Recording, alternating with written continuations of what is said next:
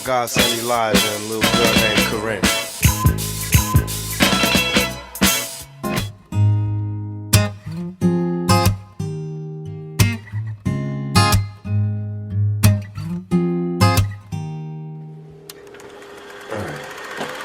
One, two, three, four.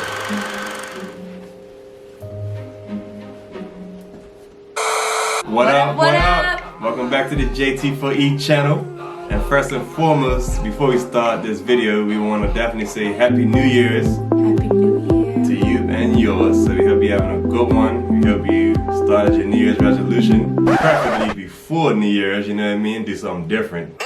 It's been a whole year, you know, going from 2020, that long 2020 into 2021. So we guys wanted to actually just do a little something different that we don't normally do. And today, we guys are talking about our first year living together. But first, let's have a drink though. Cheers. Well.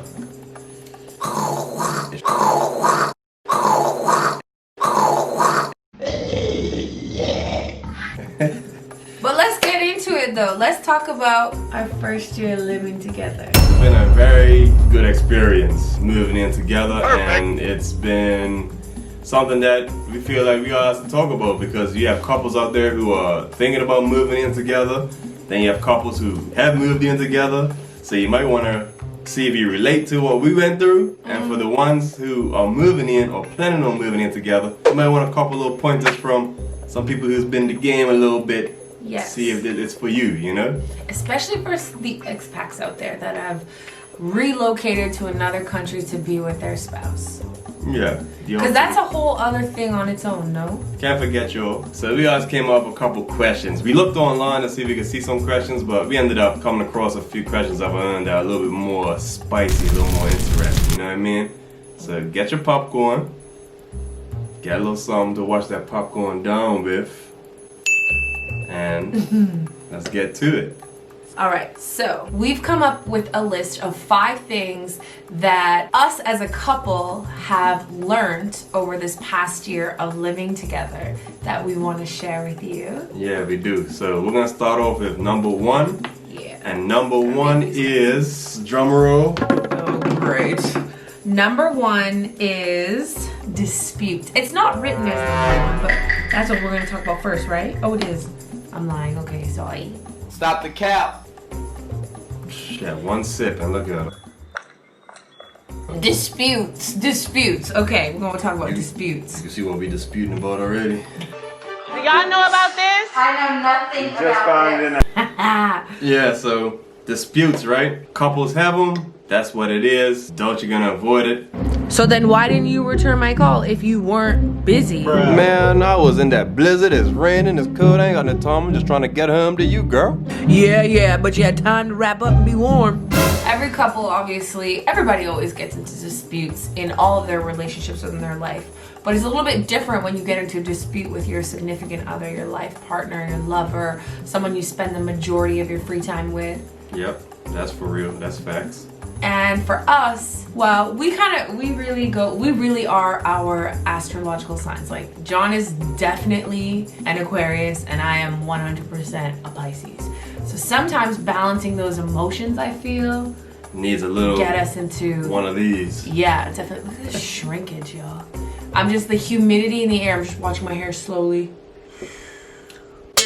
Now, when you move in together and you have a dispute, it's kind of it's harder to just, I'm going to hang up and we'll talk later, or I'm just going to walk off, because it became unhealthy for us to not handle the situation. Right. You know, and when we have these disputes moving in together, that energy stays inside the room, inside the household.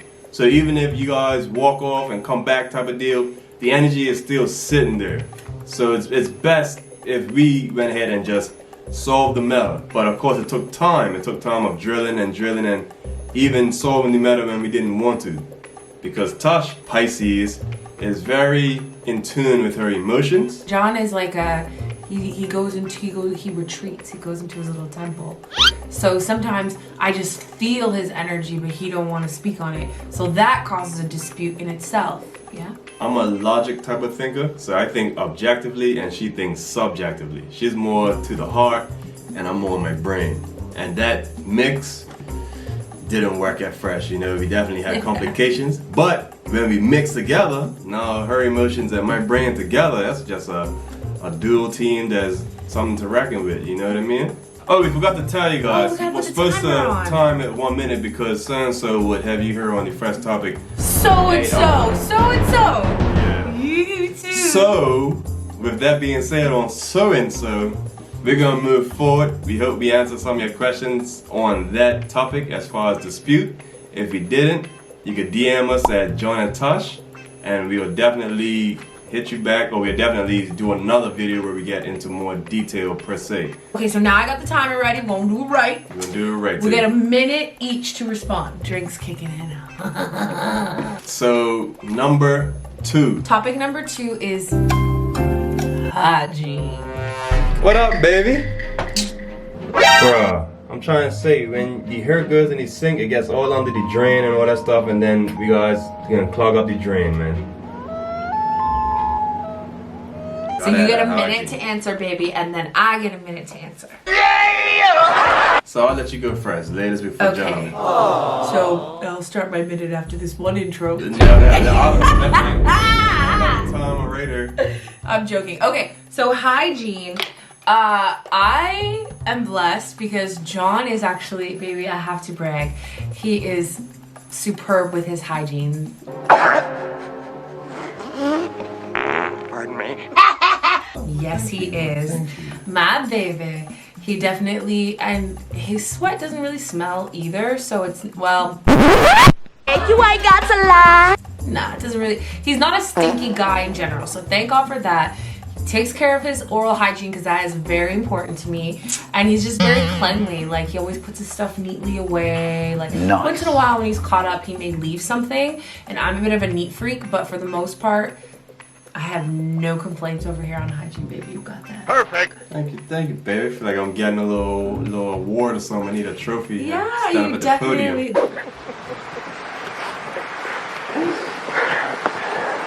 Thank you. You love me. You really love me.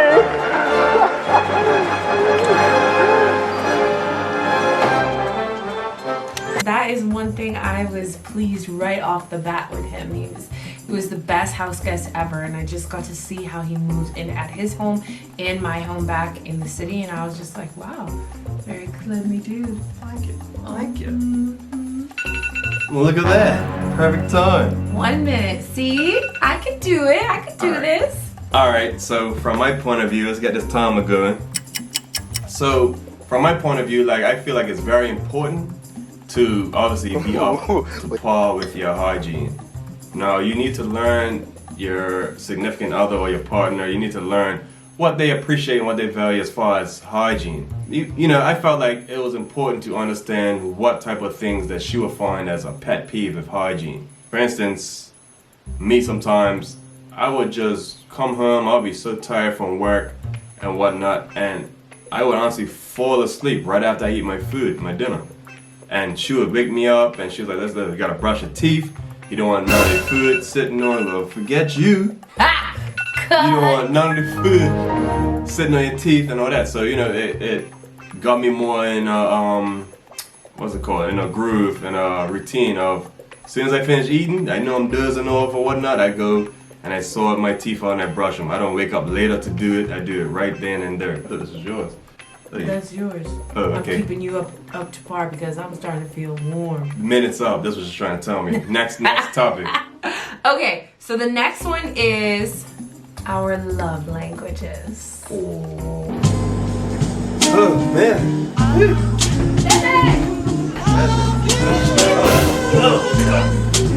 Love language. That's my baby's favorite type of thing. I never even knew about the topic love language until she introduced it to me. You're gonna learn today.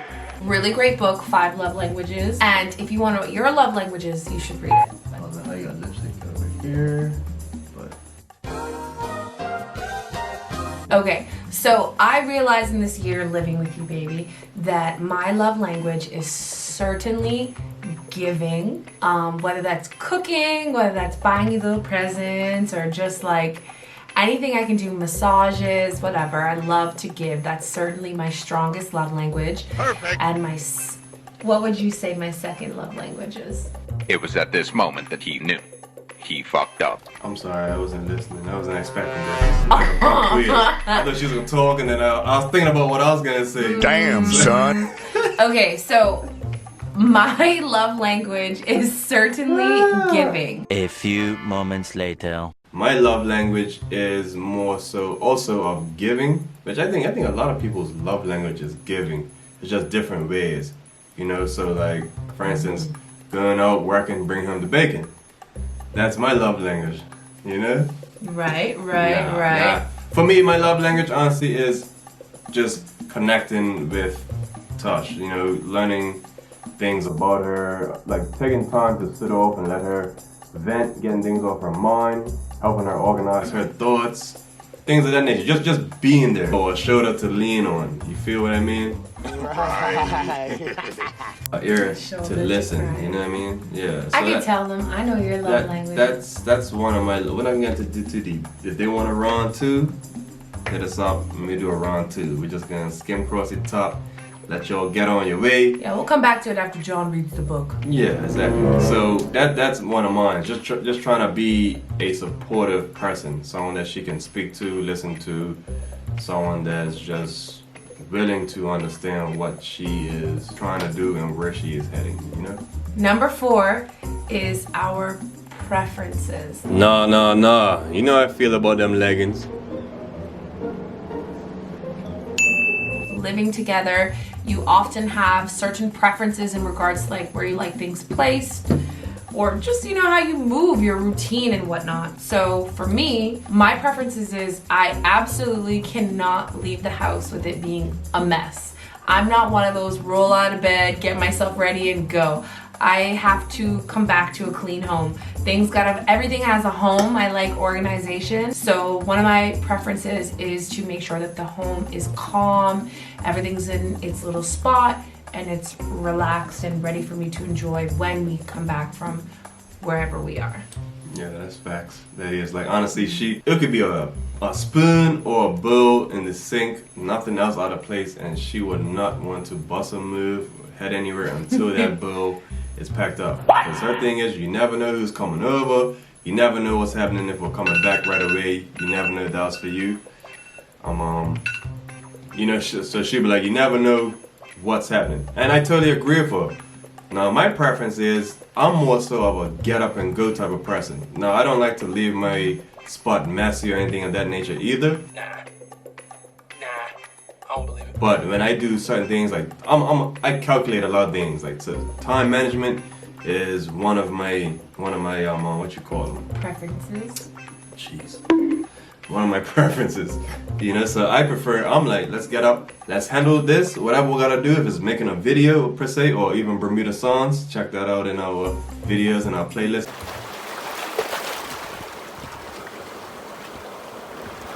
Check out our Bermuda sounds. I'm like, let's go get that out of the way, because you never know what might happen that might not be there when we get there. So let's go get it, knock it out of the way, and then we come back home and we tend to where we're at. If we're gonna be home, let's clean up, let's do what we gotta do, and let's enjoy it. But Tasha's like, nope, I don't care. Clean as you go. Yeah, which makes sense. So her preference is definitely more so of sort things out and then go and handle your business. My preference is, let's go handle business, we come back, we're kicking it, and we can sort things out.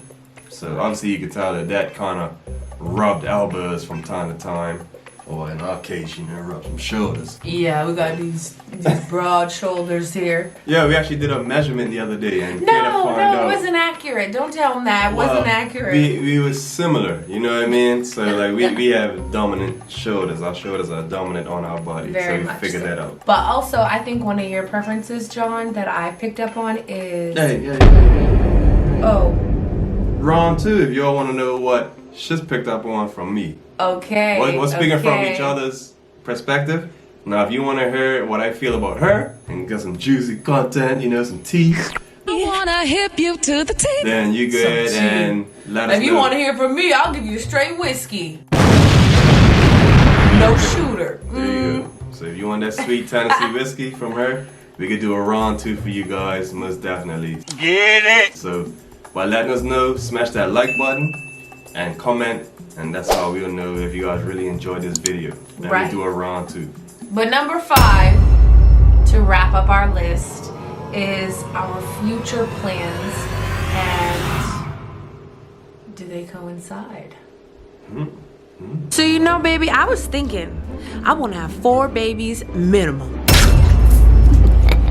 Oh, blood clot. I'll start the minute timer for you, and you can go now. Okay, so Yeah, baby! That's what I've been waiting for. goals have always been a part of my like genetic makeup from a little girl. But when I met John, him and I were just bang. We were right on, just having that immediate synergy. And in regards to our future plans, of course they matched. And then, but living together, we're molding them and refining them and, you know, taking things away and adding things. So yes, in regards to our future goals, I would say they definitely match up. One thing with John and I, we both are passionate about fitness. Breathe, take a lot more than you to get rid of me. You see, I do what they can't do. I just do me. Ain't no stress when it comes. We're passionate about being business owners and just coming up with our own products. And so I would say definitely with what we've got planned in the future, which we will keep you posted on. All right, I gotcha. Which what we will keep you posted on moving forward is that yes, I think they do. Yeah, I totally agree. And I believe that with our future plans, a lot of them were already in motion, and that's what joined us together, to be honest. So Yeah. there are not too many plans that we have in the future that actually don't gel. But that is something that you do want to be careful about. That's why we left that topic for the end, because sometimes you could get in relationships and you guys eventually find out that you both have 2 different objectives or 2 different plans. I get a promotion and they want me to move Hawaii. Tasha doesn't want to leave here. She wants to stay with her family and she has a great job. How do we go on about that, you know? So that's definitely something that I feel that is a very important topic in relationships. Right. And for us, luckily, we are more on this financial freedom tip, passive income, you know, making entertainment, we're creators. And we do a lot of things that are along the same lines. Really for us, the only conflict that will be is how we go on about our future plans. Tosh, she has her way, and me, I have mine. I'm like a scientist in the lab. I would not eat, sleep, anything until I finish what my objective is. It don't matter. I'll be up all types of hours until I finish what I have to do. Yeah, Tasha. he's like that, y'all. He's like that. Yeah, Tasha's got a different way of doing it, you know, which helps me. He has frame. blinders on. Yeah. Nope. I dedicated this time towards doing this, and that's what I'm doing. Where me, I'm kind of more octopusy sometimes. Tosh, she's like, hey, stop smelling roses, enjoy life, enjoy the whole journey. And if we get there when we're old people, at least we enjoy the journey. You don't want to have missed out on so many things just having that tunnel vision. And fortunately for us, we're the same age, and we just happen to meet being in the same spot at the same time, like going in the same direction. So I think that's what really kickstarted our relationship, is we literally talked for hours and hours when we first met, and it was just like, you know what I mean? We just happened, timing really is everything.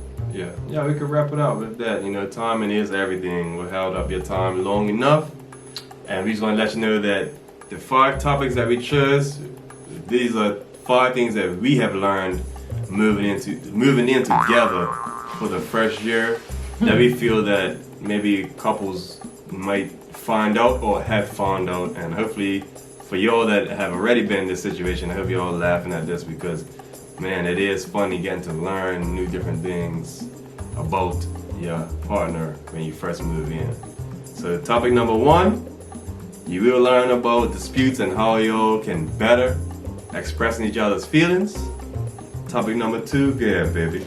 Topic number 2, you'll definitely learn each other. Oh, hold on, my hair. You learn about these type of things, how long they take to get ready. It's gonna take care. Okay, topic number 2, you're definitely gonna learn each other's hygiene routines and importance that each other puts on it. You might move in with somebody and find out, ooh, they don't prioritize cleaning, you know, not only themselves but the house. Like, you know what I mean? Certain things that might just be a no-go for you. And they definitely should be willing to learn and step up to the plate to meet your expectations as a lover. Yes. Number 3. Mm-hmm. That's you, baby. All right, number 3 is love language. Learn each other's. Actually, I'm not telling you all what to do. We are learning and have learned our love languages. So. And we're still learning and working on it. Yeah, it's always a forward motion. Number 4 would be preferences. And we kept it quite general, but preferences is just basically what you prefer, because you need to communicate.